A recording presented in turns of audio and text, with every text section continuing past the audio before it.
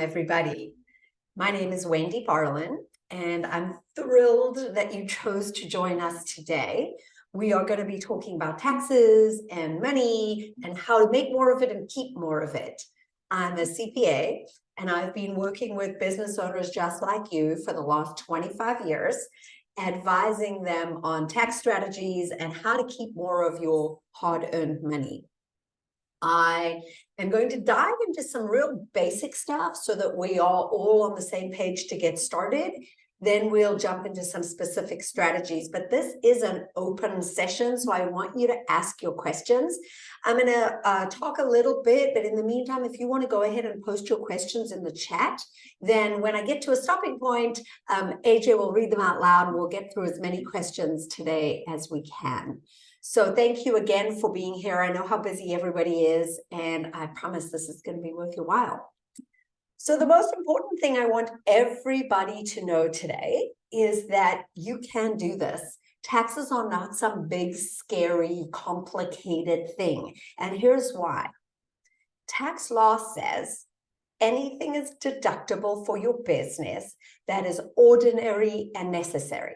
That is all the law says. Isn't that simple? However, in those exciting words lies the gray area, because you can see that you do not need a degree in tax or accounting to understand that the words ordinary and necessary are extremely broad. So again, the IRS says anything is deductible for your business that is ordinary and necessary. So this opens up a bunch of exciting places where we can play. My most conservative clients will say to me, Wendy, I just want to deduct the basics. I never want to get a letter from the IRS. I just want to play it safe, even if I pay a little more in taxes. And that's okay. My more aggressive clients will say, show me how to play in the gray. Let's stretch that definition of ordinary and necessary as much as we can. Let's go for it within the realm of the law, because we're never, ever going to do anything illegal. I don't want to go to jail. I've heard the food's really bad, and nor do you. So we're going to play within ordinary and necessary and understand what that means for your business. Now, that being said, there are three things that are specifically not deductible, and I tell my clients not to go there. One is clothing. So where you and your team wear branded t-shirts, that is deductible. That's a uniform. But if you simply say, please wear a black t-shirt and black pants to work every day, that's considered clothing. It's not a uniform and is not deductible. So you'll laugh, but even the actors and actresses that go to the Academy Awards, they cannot deduct their outfits if they want to play within the law. The second one is golf club and country club dues. So you cannot deduct your dues for the country club, and you cannot deduct gym memberships. So I know they seem crazy and random, but those are three things that in black and white within the tax code are not deductible. So let's not go there. Let's go back to playing within ordinary and necessary. So from this day forth, anytime you bring out a credit card or pay a bill, you're going to say to yourself, could this expense be ordinary and necessary for my business? And if the answer is yes, you found yourself a tax deduction. Now, that being said, one crazy story I have that I love to share is about a client of mine who had a Shih Tzu dog, a little white fluffy dog, and she was in the business of real estate. And she deducted all her pet expenses, the grooming, the food, everything. Most of us would go, really? I don't think that is ordinary and necessary for your business. And in fact, she was audited one year, not because of the pet expenses. She was audited for something else. But the auditor said to her, ma'am, pet expenses? She was able to show that her dog was actually her mascot. He was on her website. He was on her business cards. He was featured all over her social media. And guess what?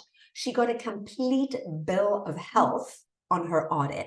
All her pet expenses were deductible. So look at your world and see what could be ordinary and necessary for you and your business. And that being said, there are two things I want to cover before we dive into more specifics. One, you have to have receipts. For anything over $25 of expense, you have to have a receipt. Now, it doesn't have to be a piece of paper. It can be a JPEG or a PDF. You take a photo with your phone. Those receipts also do not have to be alphabetized or categorized in any way. If, God forbid, the IRS asks for your receipts, you can just attach a stick drive or PDF, a huge yellow folder of receipts. You have to have receipts. No receipt, no deduction. So there is no receipt jail. So if, in fact, to this point in time, you have never kept your receipts or you don't have them for 2023, don't worry about it. The very worst thing that would happen is your deductions may be denied. And maybe we can negotiate some of that out and get some of them back. But just know that the law says you must have a receipt for anything in excess of $25, and a bank statement and a credit card are not considered receipts. I'll say that again to be clear. A bank statement and a credit card are not considered receipts. And here's why. Think about it. It makes sense. If you go to Target and spend $100, you could have bought kids' stuff. You could have bought personal hygiene products. You could have bought anything. So simply having a credit card that shows Target, September 8th, $25, $400, they don't know what you bought. You have to have an actual receipt that is itemized that shows what you bought. The same with travel. When you stay in a hotel, you can't simply say, oh, Marriott, $1,000. They want to know how many people in the room. Was it room service? Was it television downloads? So very important to keep your receipts. And those receipts, JPEG or PDF is absolutely okay. So your expenses need to be ordinary and necessary, and you must have receipts. And ordinary and necessary applies no matter whether you have an entity or not. So probably one of the most common questions I get every day is, should I incorporate? And if so, what should I be? Should I be an LLC? Should I be an S Corp? Should I be a C Corp? Should I be a partnership? What should I be? From a tax deductibility point of view, it does not matter. The IRS says you may deduct ordinary and necessary business expenses, period. It doesn't say for this entity or for that entity or only if you're this entity. It doesn't matter. So even if you have no entity and you are operating as a sole proprietor, you get the same tax deductions as someone who has a corporation. So I think it's really important to know there are a lot of reasons to incorporate, but getting a tax deduction is not one of them. So before I go any further, I wanted to jump in and see if we had any questions. AJ, do we have any questions in the chat?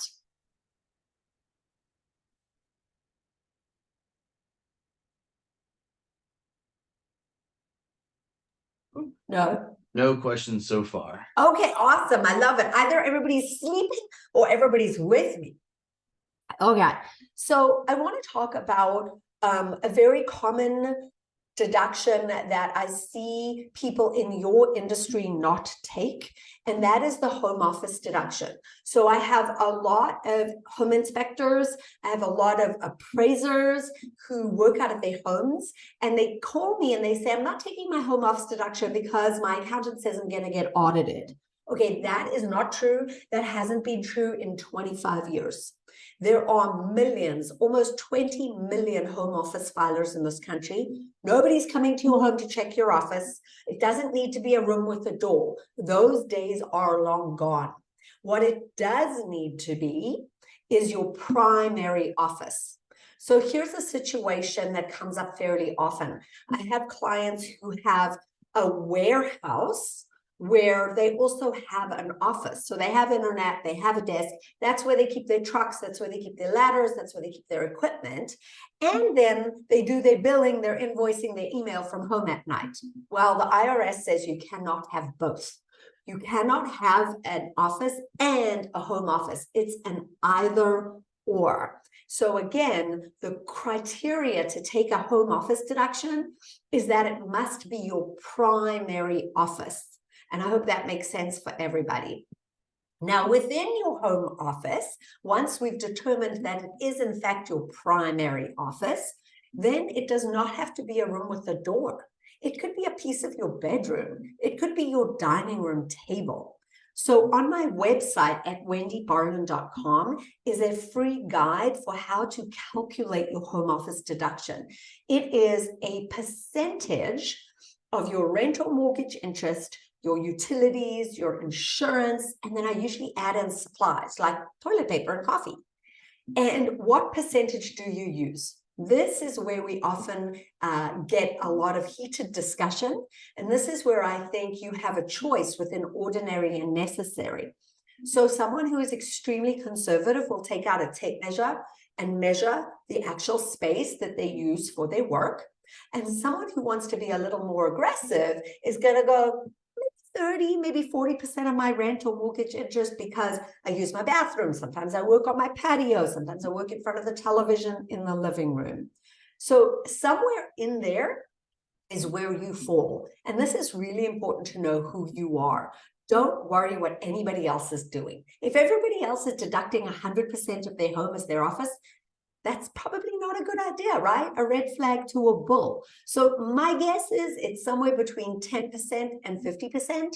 My most aggressive people would go with 50. I prefer 25 or 30 because I feel like it's middle of the road, hard to argue with. No one's really going to take issue with that. But if that bothers you, don't go there. Then measure out your square footage and go with that. This is about doing what feels good for you because I'm not looking to evade taxes.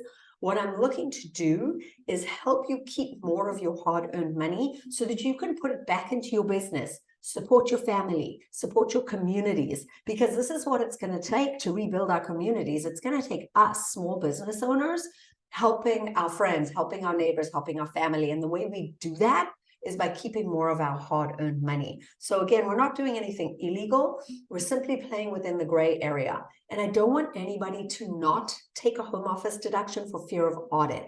That hasn't happened in 25 years. And in fact, I think about a month ago, I wrote a blog because the IRS actually said, we are no longer coming to your home.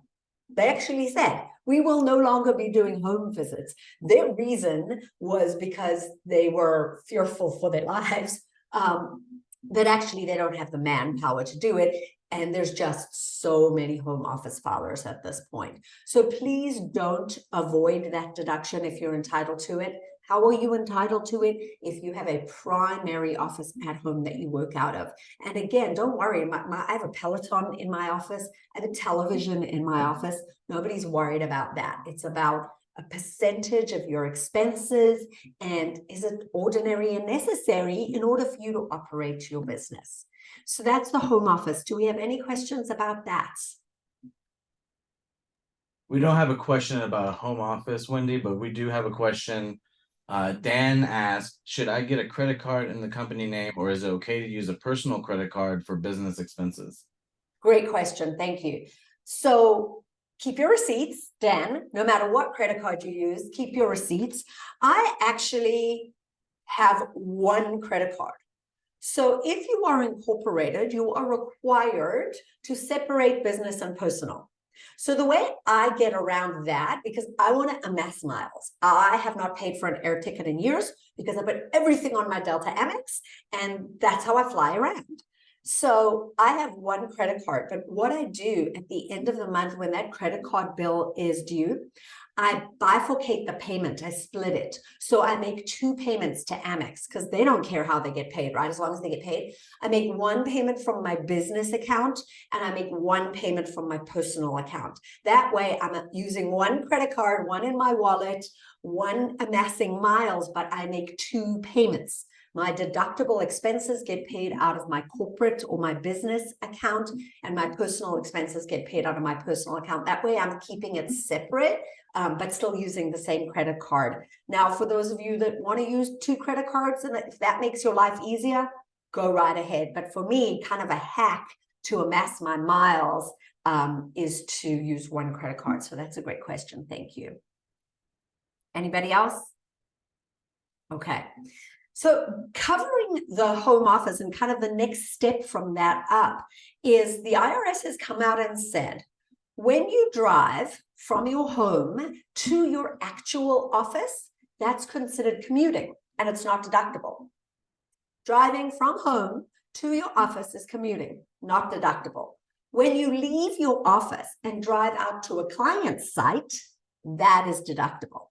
When you drive to meet with your accountant or go to a networking meeting, that is deductible. So what's happened is because of this huge amount of home office filers and the reporting requirements, the IRS has come back and said, okay, if you work from home and it is your primary office, anytime you leave your home and make one stop for business, the entire trip becomes deductible. So now you don't need to go, oh, well, it was 3 miles to Ace Hardware and another 2 miles to pick up my son from school and another 4 miles. They're saying that entire trip is now deductible. So think about this. It's a 6-mile drive to my son's school. If I stop 2 miles away at a UPS store to make some copies or pick up some envelopes, then I pick up my son and I come home, I've made probably an 18-mile round trip. That entire trip is now deductible because I made one stop that was business related. So you can see again how extremely valuable this home office is, because now I'm looking at a good 75% of my mileage being deductible, as opposed to the biggest chunk of anyone's day, driving to and from your office, being called commuting or running to pick up your kids or groceries. And now all of a sudden that's commuting, not deductible. So again, the home office, extremely powerful, adds this other layer of commuting. Now, for you guys, I know a lot of you drive trucks that you actually use in your business, which is awesome. And they are 100% deductible. However, the IRS wants to know, how do you do your commuting? How do you do your commuting? So therefore, you cannot deduct 100% of your truck if you are using it to commute as well, because they want to see some personal commuting time. So this is where that question, when people call me and they say, I'm buying an F-150, is it deductible? Absolutely, it's deductible. But bear in mind, how are you getting around the rest of the time? Do you have a secondary vehicle? Now, if you have a secondary vehicle, you can absolutely claim 100% of your truck, of your work truck, because on the IRS actual tax forms, it says, do you have a secondary vehicle available to use? So this is where I want you to be very careful about your mileage. Not that I think you're going to get audited if you deduct, 10,000 or 12,000 miles. I think you're going to get audited if you deduct 100% of your mileage, because nobody can do that. Everybody has a portion of their lives that is personal. And I just never recommend doing that, because again, it's like a red flag to a bull. It warrants the question, what about commuting? What about your personal life? So really important about the trucks is to be careful about your mileage. There are a lot of fantastic apps out there that can help you track your mileage. I'm not a big fan of spending money if I don't have to. So I actually use a good old-fashioned calendar for my mileage. And under audit, where a client has gone in with a calendar, we've had no issues at all. It is not required that you have one of these fancy paid for apps. Keeping a calendar of any sort, even a paper calendar, is absolutely okay to prove your business mileage. So I think that's really important to understand, because especially with today's gas prices and costs of vehicles in your business, this is a significant expense that I don't want you to leave money on the table. So any questions about mileage and automobiles? No questions yet, Wendy. Okay, awesome.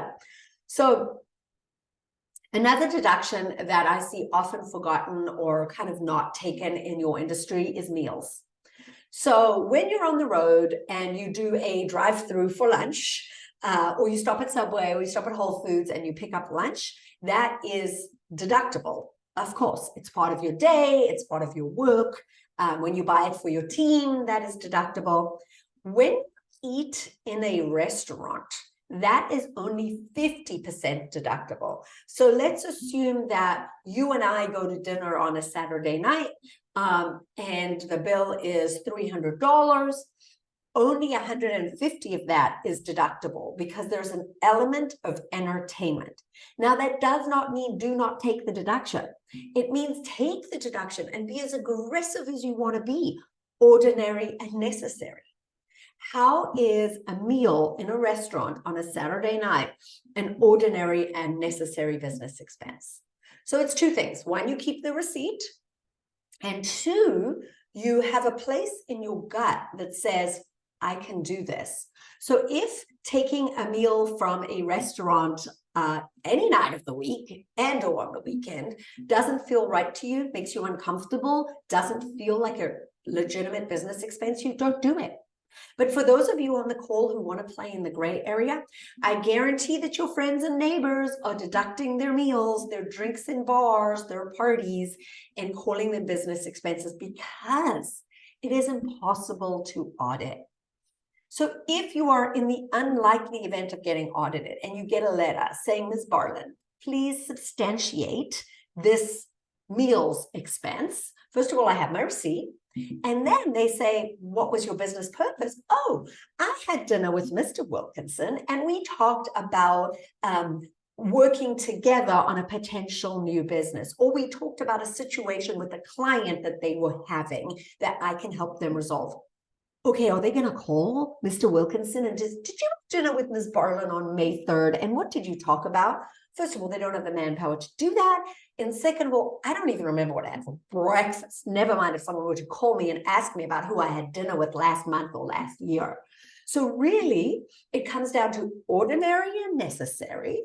What's your gut check? Where do you want to play in the gray? And do you have a receipt to support it? So that's really, meals and entertainment is a big one, especially because the entertainment piece is no longer deductible. So you cannot be buying baseball seats or theater tickets for your clients anymore, but you can take them out to dinner. That is deductible. So I really want you to think about that next time you're picking up lunch, next time you're going out to dinner. Now, I try not to be greedy about it. Okay, let's not be silly. I don't usually do it when there's kids' meals on the tab. So if I've taken my kids with, and you can see on the receipt, it's like kids' meal, I generally don't do that. I'll do it if it's an adult dinner, me and my husband, me and a friend, me and a colleague, me and my mom. Then I might look at it and go, could this be a deductible expense? Let me see. Did we have a business purpose? And is it reasonable and ordinary and necessary that someone in my business would deduct this expense? So that's where I also love the idea of you having a tax advisor. One of the things I see a lot is business owners hiring tax preparers, so someone to complete your tax return for you once a year, and then expecting them to be a tax advisor. And sadly, they're generally not, because most tax preparers are doing 1,000 tax returns. They don't have time to be your advisor.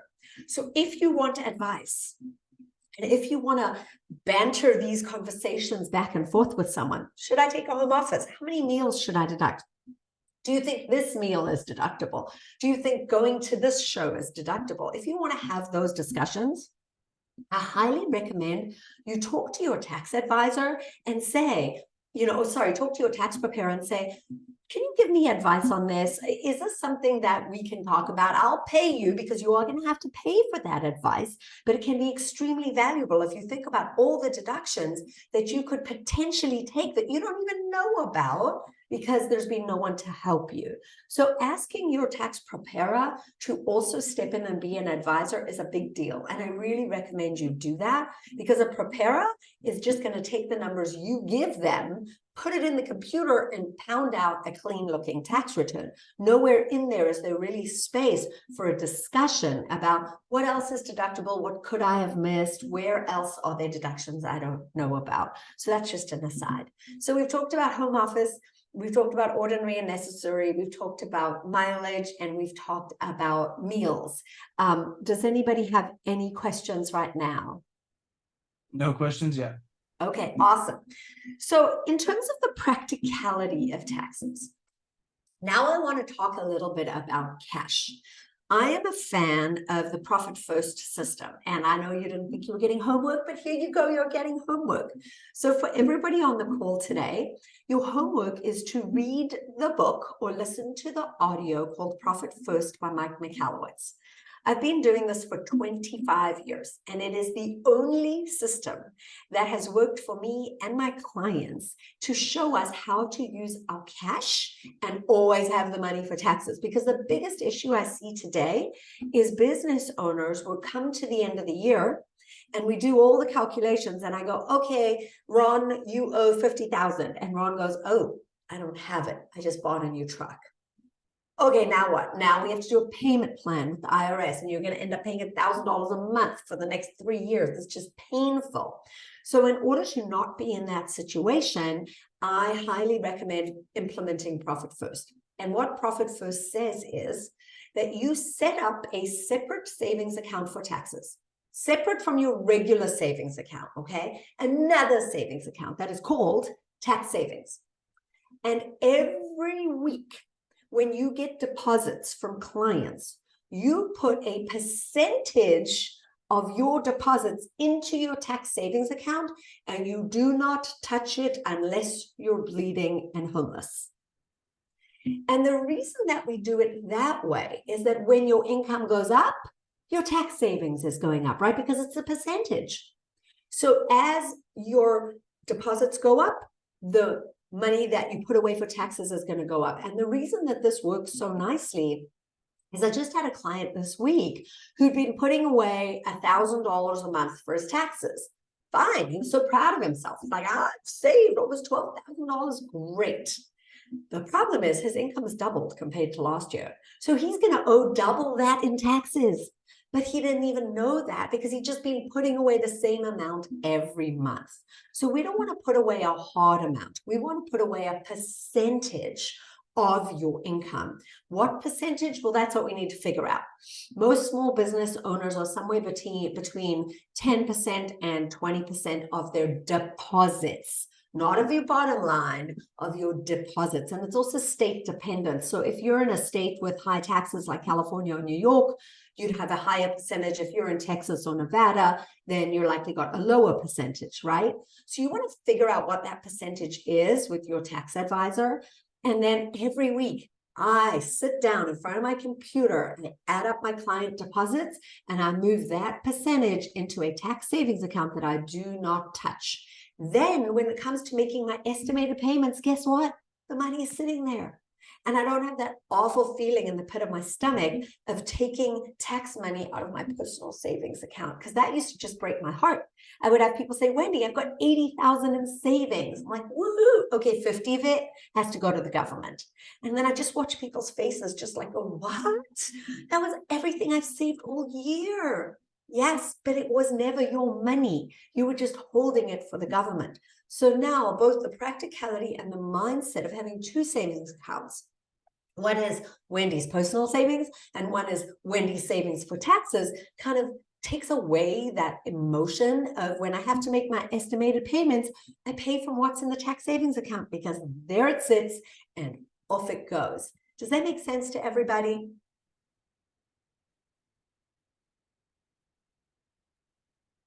Okay, what questions do we have right now, AJ?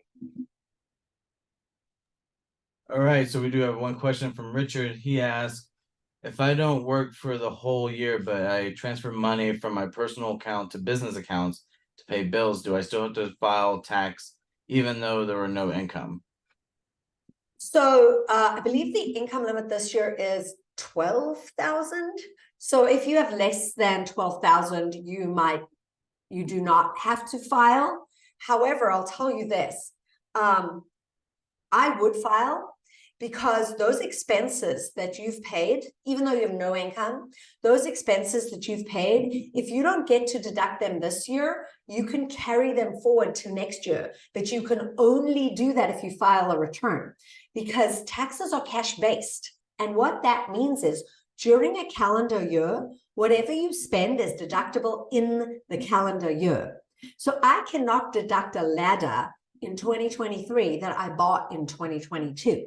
I have to buy it in 2023 to get the deduction in 2023.